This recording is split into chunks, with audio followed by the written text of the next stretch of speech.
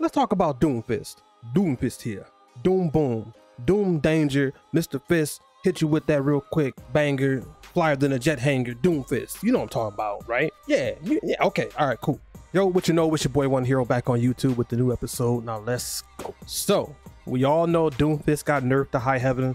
Being actually moved to tank, I thought he was going to be way more of a danger coming into the game, and then realized, yeah, they gave him a little bit more health and a lot less damage because between his actual move set and his actual ultimate, he does not strike fear into the hearts of those as much as he once did. I think it's for good reason because they could probably tell how powerful he was in the right hands in the game, where it wasn't fun for everybody that wanted to play. Sure, I get that. I can respect that. I'm not mad at that at all.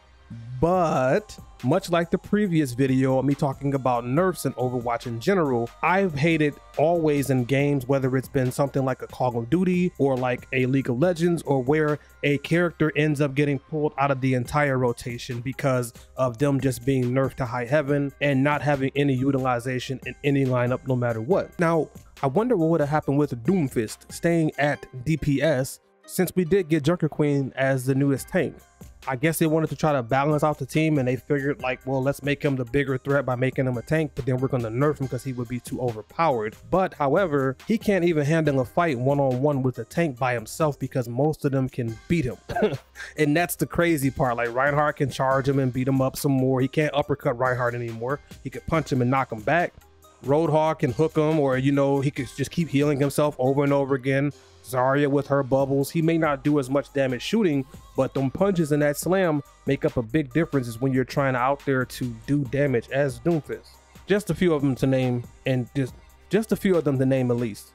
Again, like I talked about in previous videos, that I get it that he was a very dangerous person in the right hands, and he was able to do a lot of damage in the back line, the front line, in the mid line. There wasn't many people that could check him unless you had people that played Sombra. And I feel like what happens a lot when you start to notice that when you start to notice that there are characters or a character out there that actually starts to dominate more often than not, and you don't know who the counter is, the immediate mindset is they're broken, or what the heck is going on here.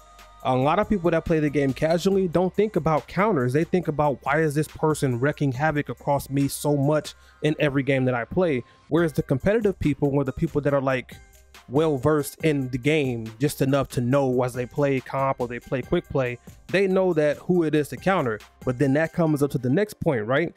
Hey, do you mind switching to shut up, troll, blah, blah, blah, blah, blah. And then an argument ensues amongst the team because the one player that happens to know who counters them very well says, hey, can you switch? And the other person is used to everybody else doing it in a negative and toxic way, telling a nicer person to shut up, and now nobody gets to win. And there goes SR, there goes a quick play game of hours wasted on trying to learn a character because you couldn't stay alive long enough because you were going against the 6-stack that partied up, that's been playing since Overwatch 1 to absolutely destroy you. So I think that when I think of nerfs, when I think of counters, when I think of heroes like Doomfist, when I think of heroes like Genji, when I think of heroes like Zarya, as they have been nerfed, it's been a very interesting thing because it's like, is it the majority of the casual base of players that aren't really caring to be knowledgeable in the game? They get out of work, they want to play their favorite game with their friends. Everybody likes the bright and colorful feel of Overwatch. The cinematics is what hooked them in, because we all know that very first Overwatch trailer we got to see of the opening sequence of we all know with that very first trailer we got to see of Overwatch, with the kid and his brother at the museum and all of the heroes coming in, that was like a high level movie opening, and it hooked a lot of people. Did we know we were going to get the community of toxic individuals that we did get? Unfortunately, no. But that's what happens when you bring rank or competitiveness into a game, and people want to sit up there and try to get their claim to fame to be the next big thing, or to stroke whatever ego that they have. But also on the other side, is it really a benefit to have the casual people put into perspective when it comes to a game? I would say yes, because they are normally the bigger majority of the game. So finding a striking balance that can make them happy is going to be key for most developers, whether it's them buying a lot of stuff that makes them feel good, whether it's them playing the game and not having to worry about it, which is why I think it was a very smart move that they're going to be adding in player versus environment into Overwatch. I always thought that was going to be the main thing for the game, and it's very interesting now to think about the fact that it was supposed to be an MMO a while back, way back in its early conception days. It was supposed to be a freaking MMO, and you can see the elements of that because each character is built like a MOBA type of character or an MMO type of character, where you have the tanks, you have the DPS, you have the healers.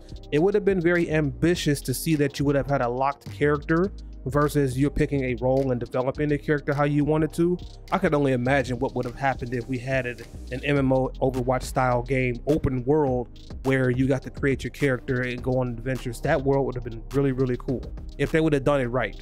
Like a very great detailed third person MMO. Oh wow, that would have been really cool. Or the first person MMO, I don't know. Don't get me started.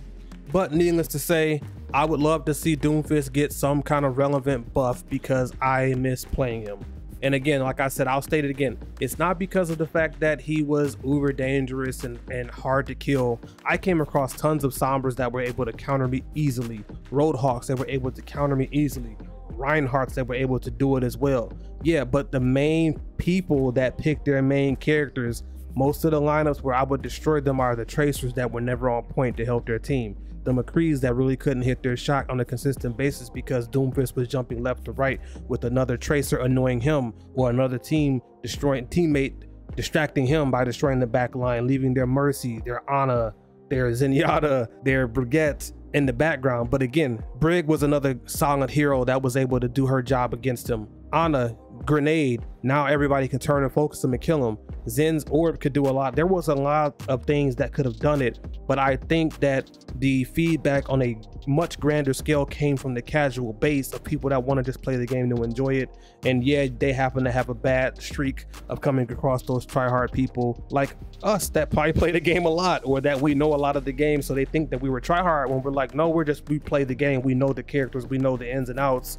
So yeah, that's where that whole battle always gets sparked between the casual people and the professional people, or the people that are the hardcore for the game. It's neither here nor there really at the end of the day, but I think that that's what caused a lot of the major changes to some of the characters that were powerful in Overwatch 1 to now change in Overwatch 2. Maybe they have plans and visions for them being in the player versus environment. Who knows, right? It's always been a very interesting thing trying to think about it from the developer side on why they made certain decisions, because I know for me, there's a ton of things that Overwatch 1 could have done differently that would have kept me around a lot longer to make that my main game that I played before streaming and during streaming up until this point going into Overwatch 2. I love the game. I wish I would have played more of it. I didn't have fun at the end of the day. I didn't have that ability to pick up every character and play. I wasn't able to play at my highest level because playing ranked, being stuck in bronze and silver, it was extremely tough, and it was really hard on the mental for me because everybody down there was like super toxic. Which, you know what, that's for another video. Long story short, I hope Doomfist, among other heroes that do need a buff,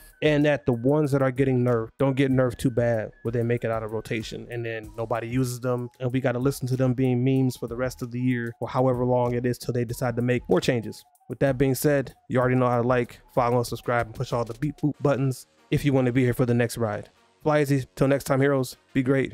Be you. Peace.